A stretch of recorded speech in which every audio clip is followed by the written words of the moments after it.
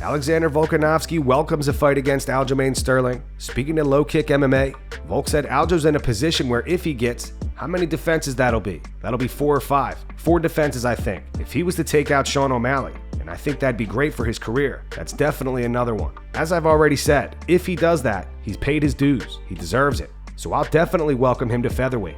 I think he doesn't need to go through anyone. I think he can go straight to me, and let's see if he takes the loss and stays at 145, or takes the loss and tries to go back down to bantamweight.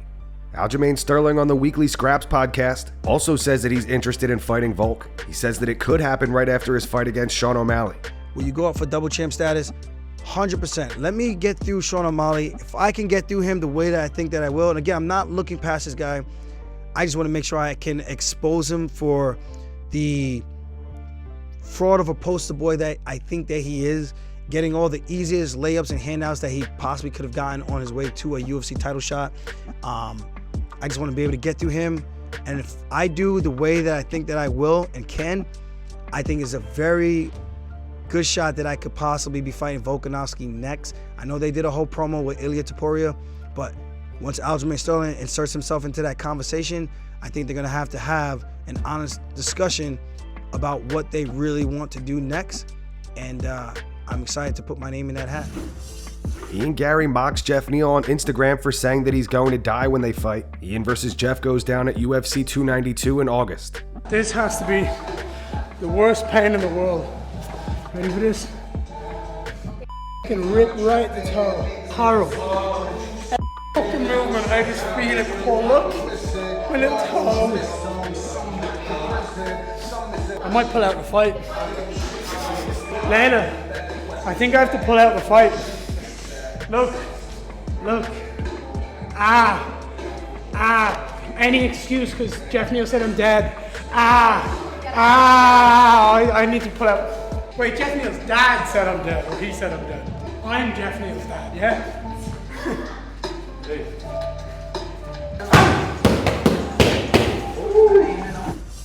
Mayra Bueno Silva laughs off Julianna Pena's call-out after her victory over Holly Holm over the weekend. Julianna tweeted, "Did I hear someone say the name of the hashtag People's Champ? Perfect. Get in line. I'll do you and Raquel on the same night. Who else wants a beating?" Amanda Nunes replied, "She wrote my belt is Brazilian, baby." Here's what Silva had to say at the post-fight press conference. She's scared. She's funny. Okay.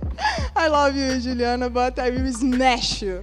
I will smash you. You and Raquel in the same time. Look my fight. Look your fight. I win. Oh, Juliana. Shut up. Chael Sonnen recently had some harsh words for Tyson Fury following the booking of Tyson versus Francis Ngannou. Chael labels Tyson as a scumbag. Chael said it's the most ridiculous sporting competition of our lifetime. Let me give you an example. Take the Lakers, and the real Lakers, right? Back when they had the guy named Shaq and Kobe Bryant, rest his soul. I don't know if LeBron James was ever on that team, but remember when they were really good and you've got Phil Jackson as the coach? Take them and go put them against Tom Brady and the Patriots. You've got these great teams, but you're going to do it under football rules. Do you see how stupid it is? Do you see why it's never happened? Do you see why it's never been discussed? That's what's happening here. What kind of a scumbag is Fury though, man? I've really got to tell you, Fury broke my heart. I like this guy, and I like the entertainment. I like so many things about him. You take a guy like Fury, who God made huge, gave great coaches, great training partners, great experiences, too, he has weapons and tools that other men can't deal with if they're not armed. And he's going to choose to beat up a guy who's at least 37 with no experience and is on one leg. That's a bully, and it's a scumbag. I would never do that to somebody. Jesse James made a lot of money, and there's hitmen that made a lot of money. I mean, there's things that you can do, but you own it. You're a bully, and you're a scumbag. Conor McGregor discusses the potential fight between Elon Musk and Mark Zuckerberg on the Adam's Apple YouTube channel. Conor said, "I'm interested. Are they going to go ahead with it? Is it going to happen? If it happens under the UFC banner, I'm with it. It has to happen under the UFC banner, and I'm with it. Sure, I'd do a bit of work with them.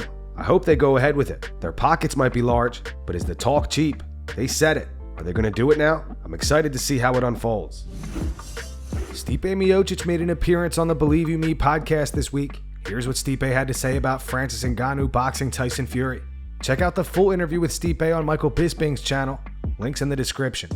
Was there any talk of a rubber match? Because that seems like that would have been the natural flow. I definitely tried.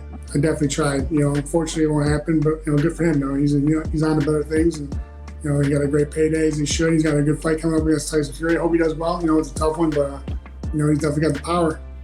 What do you think about that, though? Yeah, I was going to say, Sorry, Anthony. How do you see that whole Francis kind of ordeal? Obviously, I know you wanted to fight him, but then once he goes out, you've always kind of been the quieter voice and kind of making sure that you are treated the way that you think that you're treated. And it seemed like that was Francis's whole kind of, I guess his whole process was getting what he wanted and being about the fighters or whatever. Did you find yourself kind of rooting for him as that was all going on? Yeah, I know. I appreciate that him going for the fights, but the problem is it's like a conveyor belt. You know, one guy leaves, one jumps in, and it doesn't matter. You know what I mean? Say it's kind of selfish, it is, but the kid's also trying to make a living for himself. So it's just a tough spot. But I understand he was doing it. It was great. I got it. It was great. It was, you know, I saw what he's doing, but unfortunately, you know, right now, you know, it's not the time. Right. Do you think he beats Tyson Fury? Be a good fight. I mean, on paper, no. You know, but yeah. I mean, any guy would say no just because paper, even me, just because, you know, we're going to his world. But also, it's a fight. Anything can happen. He hits hard, and it's, you know, like, and he goes wild. Yeah. Yeah, you never know. You never know, but as you say, it is a fight. It's two human beings, and Francis is big enough, strong enough, powerful enough, and I think brave enough to go out there and swing. You know what I mean? I mean, if you guys do the same thing, man, I wouldn't give a So it appears MMA fans have completely turned on Paddy Pimblett. Paddy has not fought since the Jared Gordon fight this past December. Prior to that fight, Paddy got into a feud with Ariel Helwani, where most fans took Ariel's side. Then after he defeated Jared Gordon, which many people believe Jared won, Paddy at the post-fight press conference said that the fight wasn't even close, which also rubbed MMA fans the wrong way. The UFC and Howlerhead posted this to Instagram, announcing a meet and greet featuring Paddy. I am not exaggerating when I say every single top comment is hate directed at Paddy. To read them off: lost the hype button. People don't forget. Topuria would eat him up from breakfast, lunch, and dinner. I'd rather sit on a cactus than be within 1,000 miles of this squid. Typical English fighter protected by Dana. A gif of Ilia Topuria. Straight garbage. He robbed Jared Gordon. Another gif of Ilia Topuria. He better have been living in the gym sorting his striking. A gif of Jared Gordon. He sucks. I remember when this dude was a fighter and he was going to take over the game.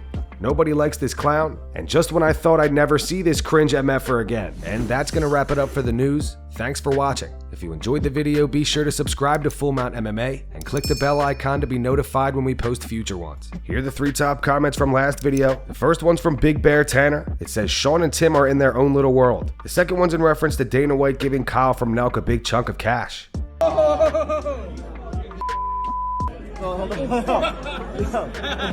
So nervous. Happy birthday. All right. Wow. You're gonna do that, bro. No, you're good, man. I appreciate you. Love you, kid.